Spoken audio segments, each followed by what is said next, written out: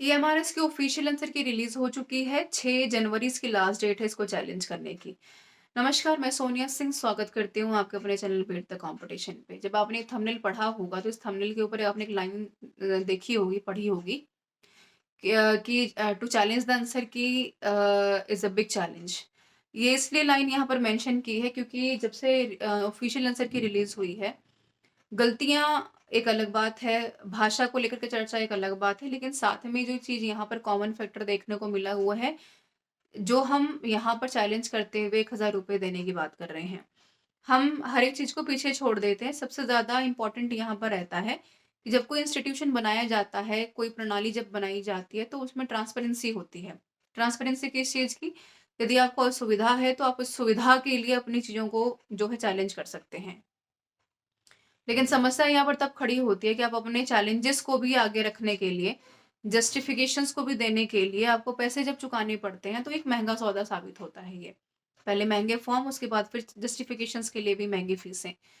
अब यहाँ पर एक समस्या हो सकती है, बहुत सारे लोगों को असहमति भी हो सकती है कि ऐसे तो हम 200-300 सवाल आपके पेपर में आते हैं, तो आप सबको चैलेंज करते फिरेंगे।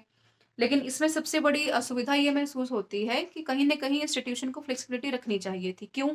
ताकि कम से कम एक क्राइटेरिया सेट करते कि भई 10 से 20 सवालों को आप जो है टारगेट कर सकते हैं, मिनिमम या मैक्सिमम का क्राइटेरिया, उससे अधिक नहीं कर सकते हैं और इन्हीं सवालों को हम चैलेंज के तौर पर एक्सेप्ट करेंगे ताकि जो स्टूडेंट्स कहीं न कहीं निराश महसूस कर रहे हैं लैंग्वेज वाले सेक्शंस को लेकर के, आप सबको ध्यान है, कल भी हमने डिस्कशन किया था, परसों जो वीडियो बनाई थी कि भई 40% लोग यहाँ पर इसलिए बाहर है बिकॉज़ लैंग्वेज से क्वालीफाई नहीं कर पाए हैं।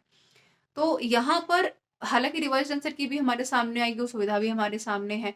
लेकिन जब रिवाइज़्ड आंसर की आ ही जाएगी तो फिर चैलेंज और पैसे का तो कोई सवाल यहाँ पर खड़ा होता नहीं है। ऐसे में बिल्कुल कहीं न कहीं आपने ध्यान में दिया होगा कि ये केवल ईएमआरएस के साथ नहीं हुआ है।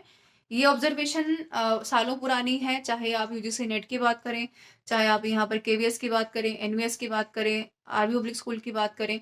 यहाँ पर चैलेंजेस को फेस करने के लिए भी अच्छे खासा अमाउंट यहाँ पर रखा जाता है, जो कि थोड़ा-सा जो है खुद को ही अच्छा नहीं लगता है। मैं ये नहीं कहूँगी कि भई ये बहुत सराहनीय है, ये बिल्कुल भी नागवारा है।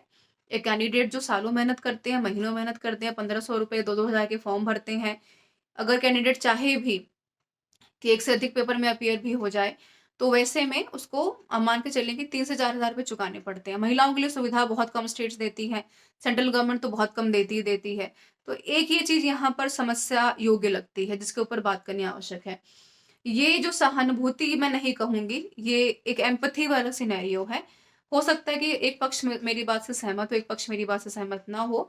मैं सहमति असहमति की बात नहीं कर रही हूँ। मेरा काम यहाँ पर जो स्टूडेंट्स के क्वेश्चन्स थे मेरे सामने, उनको आगे लेकर के आना है क्योंकि हम उस प्लेटफ़ॉर्म से जुड़े हुए हैं जहाँ पर लाखों विद्यार्थी हमें देख रहे हैं, लाखों लोग हमें सुन रहे हैं। तो वैसे में बहुत इम्पोर्टेंट है कि आप एक बार अपना विचार ज़रूर दें इस चीज़ को लेकर के कि आपकी सहमति कितनी है और जस्टिफाइड कितना ज़्यादा है कि अपनी ही बात को सैटिस्फैक्टरी तरीके से, जस्टिफाइड तरीके से रखने के लिए हमें उसी की कीमत चुकानी पड़ती है। निराशाजनक है, सीधी-सी अगर एक लाइन में बात खत्म करूँ तो बाकी रिवाइज़ आंसर की का इंतज़ार करेंगे। रही बात चैलेंज ना करने की तो आपका अपना निर्णय है। एक यहाँ पर बीच का रास्ता बिल्कुल हो सकता है जो पहले भी चर्चा का विषय रहा है कि आप मिल कर के कर सकते हैं किसी काम को और बीच का रास्ता निकाला जा सकता है। कमेंट करके बताइए कि इसके ऊपर आपका क्या विचार है? क्या इनिशिएटिव आप रखना चाहते हैं सामने और क्या इनिशिएटिव हमसे उम्मीद करते हैं सामने रखने की? This is all about the session.